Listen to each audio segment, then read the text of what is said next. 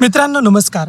शाहू महाराजांनंतर त्यांच्या वंशजांना देखील वेदोक्त प्रकरणाचा सामना करावा लागला आणि तेही 2023 साली. नाशिकच्या प्रसिद्ध काळाराम मंदिरात कोल्हापूरच्या छत्रपती घराण्याच्या सुनबाई संयोगिता राजे छत्रपती यांच्यासोबत एक प्रकार घडला होता. संयोगिता राजे या माजी खासदार छत्रपती संभाजीराजे महाराज यांच्या पत्नी आणि विद्यमान खासदार शाहू महाराजांच्या सुनबाई. तर तारीख होती 30 मार्च 2023 आणि या दिवशी रामनवमी होती. संभाजीराजे छत्रपती यांचा वाढदिवस आणि रामनवमी असं दुहेरी औचित्य साधून संयोगिता राजे काळाराम मंदिरात दर्शनासाठी गेल्या होत्या. संयोगिता राजे जेव्हा मंदिरात पूजा करायला बसल्या तेव्हा तिथल्या पुजाऱ्यानं महंत सुधीर दास यांनी पुराणोक्त मंत्र म्हणायला सुरुवात केली.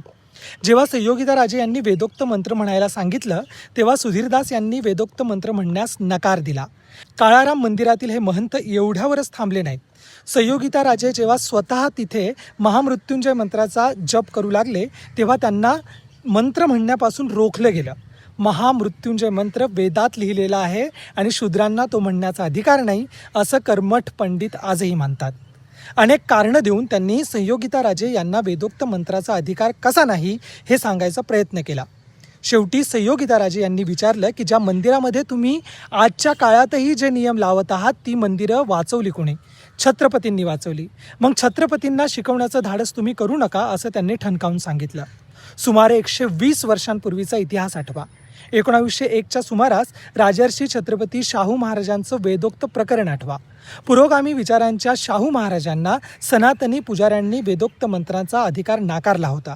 आणि ऐतिहासिक योगायोग म्हणजे ज्या शाहू महाराजांनी या भेदभावाविरोधात आयुष्यभर लढा दिला त्याच घराण्याच्या सुनेसोबत 2023मध्ये पुन्हा हाच प्रकार घडला आणि तोही काळाराम मंदिरात, जिथे 1930मध्ये डॉक्टर आंबेडकरांनी मंदिर प्रवेशासाठी ऐतिहासिक असा सत्याग्रह केला होता.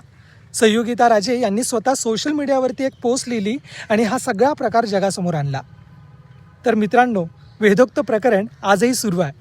हे तुम्हाला कळलं असेल. 2023 साली असं घडतंय. धन्यवाद.